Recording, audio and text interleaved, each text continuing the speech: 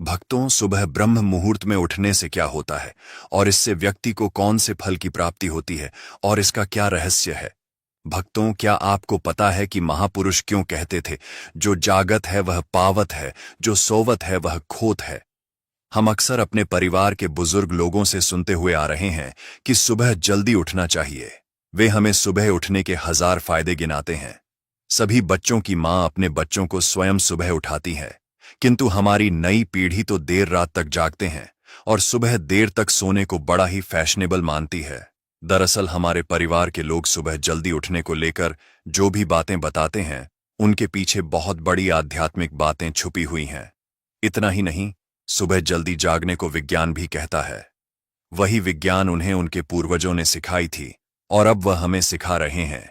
सुबह समय का जो मुहूर्त होता है उसे ब्रह्मा मुहूर्त के नाम से जाना जाता है और इस समय हमारा दिमाग, प्रकृति के वातावरण और जो सुबह ब्रह्मा मुहूर्त में उठता है उस व्यक्ति के साथ सब कुछ बहुत ही सकारात्मक रूप से क्रियान्वित होता है।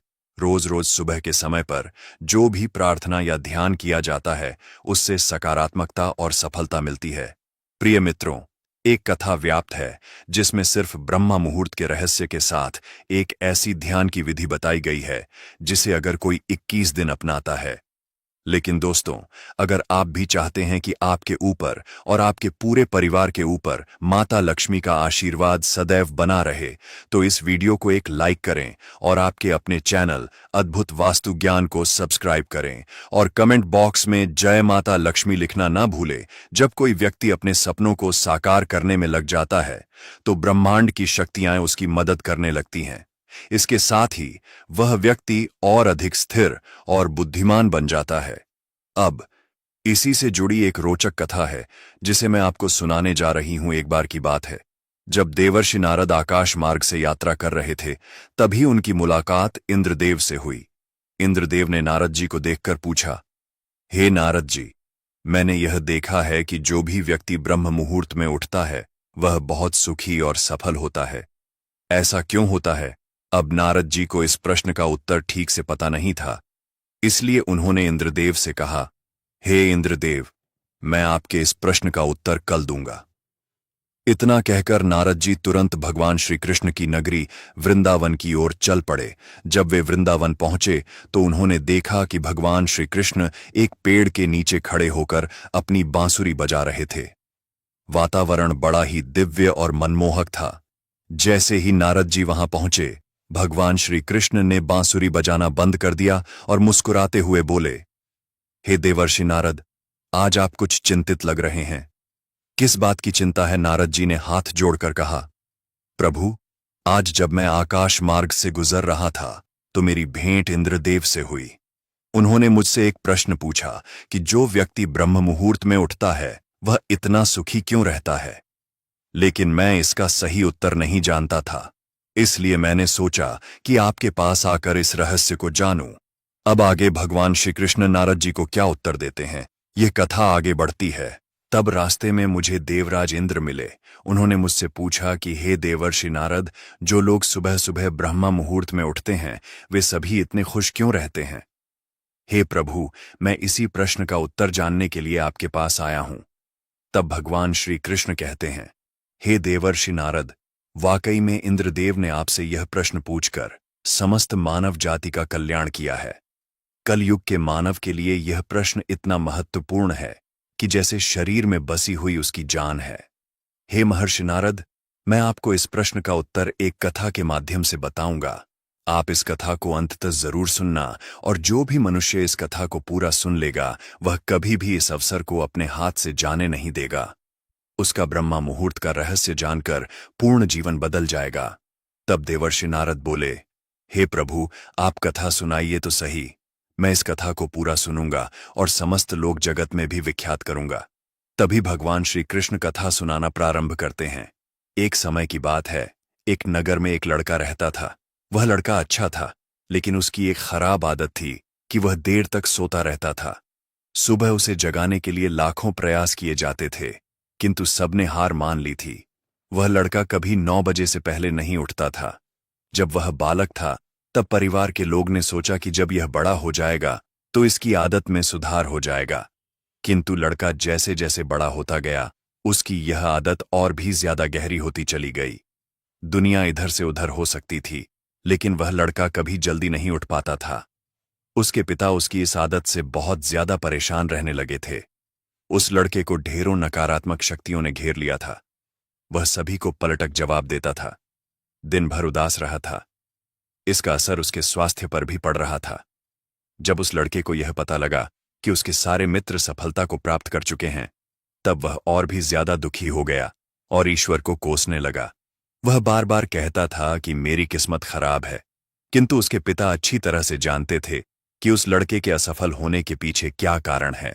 मित्रों, भगवान श्री कृष्ण कहते हैं, हे देवर्षि नारद, उसके पिता को किसी सन्यासी के बारे में पता चला तो वे तुरंत अपने बेटे की समस्या को लेकर सन्यासी के पास जा पहुंचे।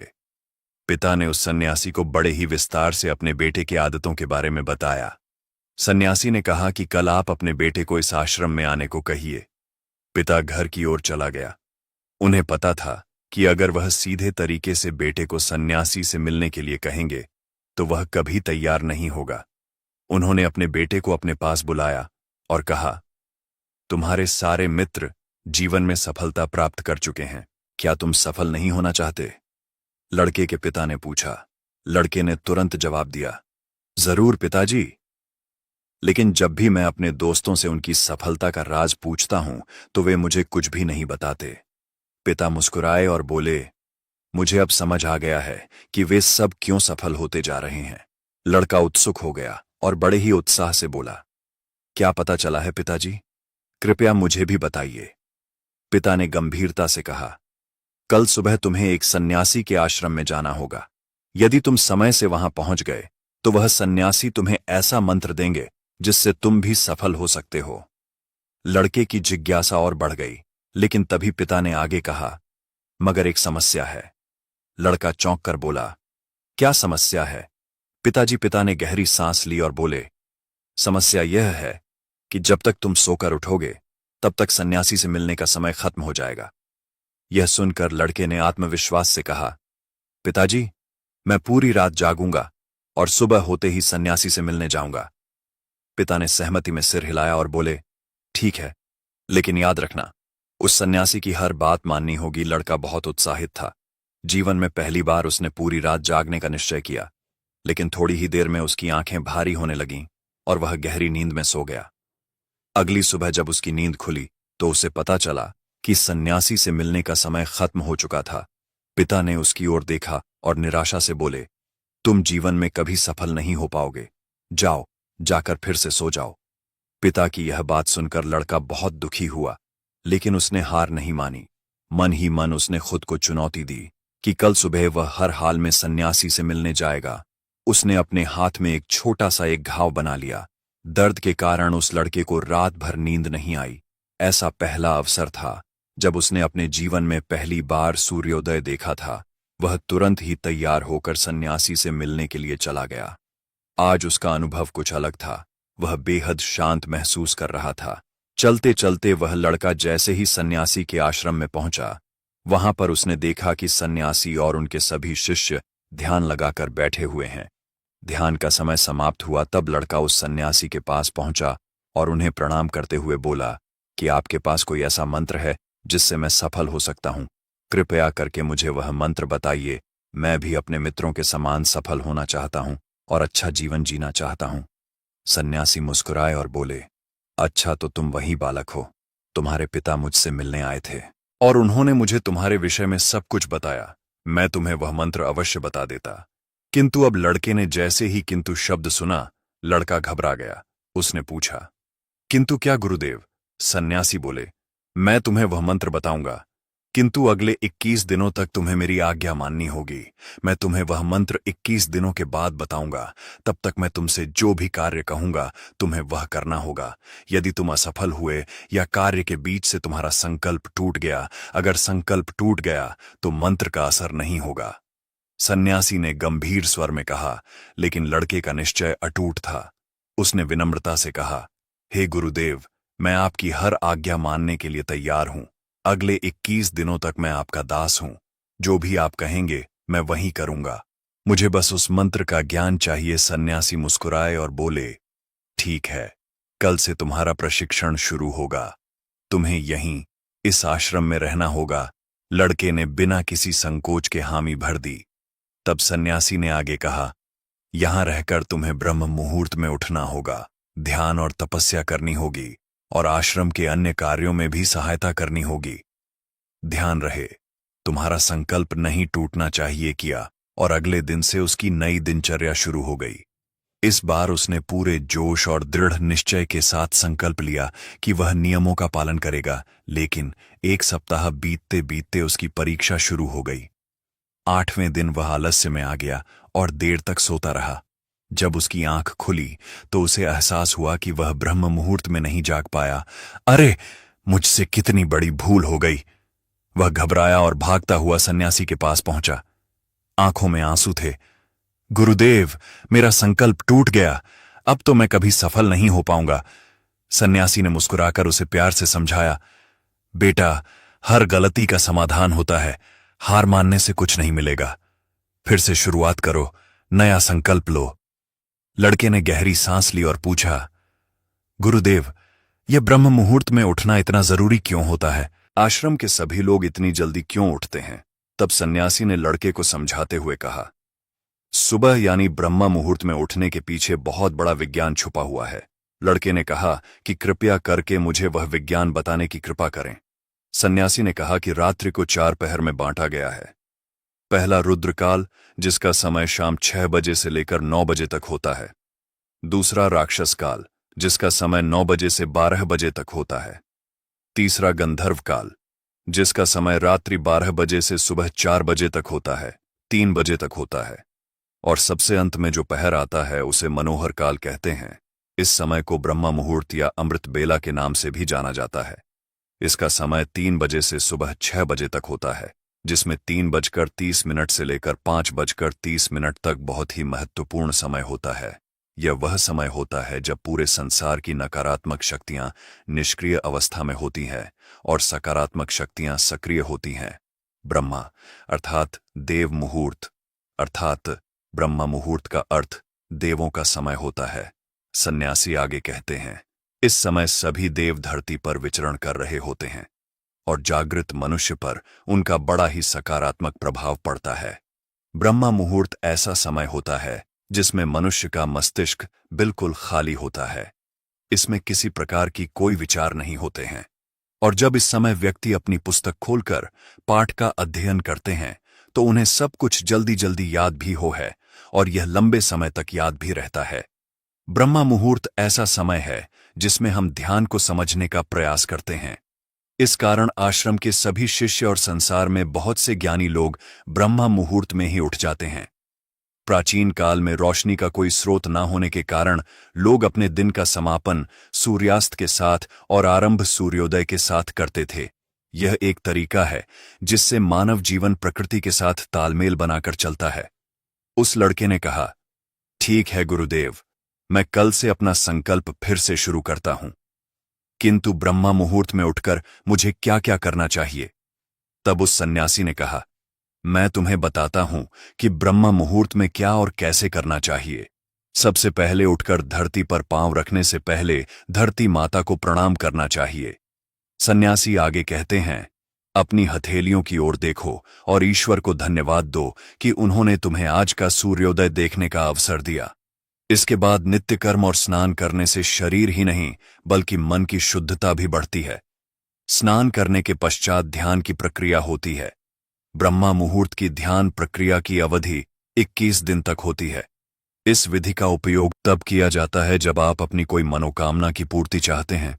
यह ऐसा समय होता है जब व्यक्ति अपने आज्ञा चक्र को सक्रिय करने पर काम करते हैं। सन्यासी आगे कहते हैं, अब कृपया करके मुझे सफल होने का मंत्र बताइए। तब उस सन्यासी ने मुस्कुराते हुए कहा, पिछले 21 दिन से जो अभ्यास तुम करते हुए आ रहे हो वही तुम्हारी सफलता का मंत्र है। जो व्यक्ति ब्रह्मा मुहूर्त में उठकर ध्यान प्रक्रिया को सही से करते हैं वह जीवन में कभी असफल नहीं हो सकते। तुम्हें ब्रह्मा मुहूर्त का रहस्य पता चल चुका है। अब इसे जीवन पर्यंत करो। तुम्हें जीवन के लक्ष्य और सफलता दोनों प्राप्त होगी। उस व्यक्ति ने सन्यासी को धन्यवाद दिया और ब्रह्मा मुहूर्त के नियमों का पालन जीवन पर्यंत तक करने का वादा भी किया। प्रिय मित्रों, अब आपको को पता चल गया होगा कि ब्रह्मा मुहूर्त क्या होता है। तब देवर्षि नारद जी बोले, हे प्रभु, अब मुझे ब्रह्मा मुहूर्त का संपूर्ण ज्ञान हो गया है। इतना कहकर नारद जी ने भगवान श्री कृष्ण को धन्यवाद दिया और इंद्रदेव के पास जाकर उन्हें ब्रह्मा मुहूर्त का संपूर्ण ज्ञान दिया। तो प्रिय मित्रों, आप भी अगर अपने जीवन में हमारी प्राचीन परंपरा को अपनाओगे तो आपके जीवन में बहुत ही जल्द सब कुछ बदल जाएगा। ब्रह्मा मुहूर्त के दौरान उठने की कई लाभ है। ब्रह्मा मुहूर्त का हमारे शास्त्रों में बेहद महत्व है। ब्रह्मा मुहूर्त में ध्यान करना बहुत फायदेमंद होता है। ब्रह्मा मुहूर्त में नकारात्मक सोच से दूर रहना चाहिए। यह समय बहुत शुभ होता है। ऐसी मान्यता है कि इस दौरान धरती पर आते हैं और अपने भक्तों की सभी इच्छाएं पूर्ण करते हैं। इसलिए हमारे घर के बड़े जल्दी उठने की सलाह देते हैं।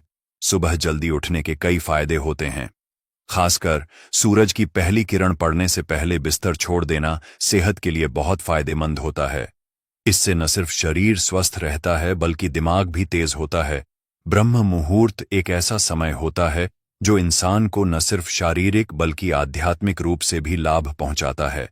इस समय उठने वाले लोग बुद्धिमान, उत्साही और ऊर्जावान होते हैं, जबकि देर तक सोने वाले लोग धीरे धीरे आलसी और निस्तेज हो जाते हैं। आयुर्वेद में भी इस समय को बेहद खास माना गया है। इस दौरान बहने वाली वायु को अमृत तुल्य कहा गया है, क्योंकि यह शरीर के लिए संजीवनी शक्ति की तरह काम करती है। सुबह ब्रह्म मुहूर्त में उठकर टहलने से शरीर में नई ऊर्जा का संचार होता है। यह समय पढ़ाई के लिए भी सबसे अच्छा होता है, क्योंकि पूरी रात आराम करने के बाद जब हम सुबह उठते हैं तो दिमाग और शरीर पूरी तरह तरोताजा रहते हैं। उस समय ऑक्सीजन का स्तर भी ज्यादा होता है, जिससे मस्तिष्क को अतिरिक्त ऊर्जा मिलती है। यही कारण है कि इस समय की गई पढ़ाई जल्दी और लंबे समय तक याद रहती है। इसके अलावा ब्रह्म मुहूर्त का वातावरण बेहद शांत, निर्मल और दिव्य होता है। ऐसा कहा जाता है कि इस समय देवी देवता भी विचरण करते हैं और सत्वगुणों की प्रधानता होती है। इसी वजह से बड़े मंदिरों के पट भी ब्रह्म मुहूर्त में खोले जाते हैं और भगवान का श्रृंगार व पूजन भी इसी समय किया जाता है। जो लोग सुबह जल्दी उठते हैं उन्हें सुंदरता, बल, विद्या और अच्छा स्वास्थ्य मिलता है। इसलिए अगर कोई अपने जीवन में सफलता और शारीरिक मानसिक संतुलन चाहता है तो उसे ब्रह्म मुहूर्त में उठने की आदत जरूर डालनी चाहिए। ब्रह्म मुहूर्त को बहुत शुभ और उत्तम समय माना गया है, खासकर ग्रंथ रचना, ध्यान और स्वास्थ्य के लिए। वाल्मीकि रामायण के अनुसार जब माता सीता की खोज में श्री हनुमान अशोक वाटिका पहुंचे तो वह समय ब्रह्म मुहूर्त ही था। वहां उन्होंने वेदों और यज्ञ के ज्ञाता ब्राह्मणों के मंत्र उच्चारण की ध्वनि सुनी। सुबह जल्दी उठने की परंपरा बहुत पुरानी है और इसे स्वास्थ्य के लिए बेहद फायदेमंद माना जाता है।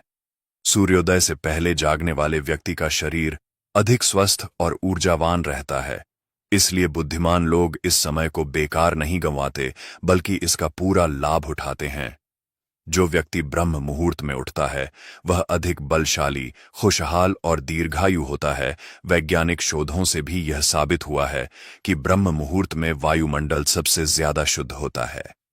इस समय हवा में ऑक्सीजन की मात्रा अधिक होती है, जो फेफड़ों की शुद्धि के लिए बहुत लाभदायक मानी जाती है।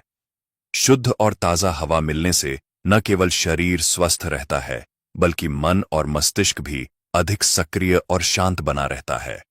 हमारे प्रिय दर्शकों, यह तमाम जानकारी जन रुचि को ध्यान में रखकर दी जा रही है। ज्योतिष और धर्म के उपाय को अपनी आस्था और विश्वास पर आजमाएं। इस संदर्भ में हम किसी भी प्रकार का कोई दावा नहीं करते हैं। अगर आपको यह जानकारी पसंद आई हो तो इस वीडियो को एक लाइक जरूर करें और कमेंट बॉक्स में सच्चे मन और सच्चे हृदय से जय माता लक्ष्मी जरूर लिखें। जय श्री राम दोस्तों।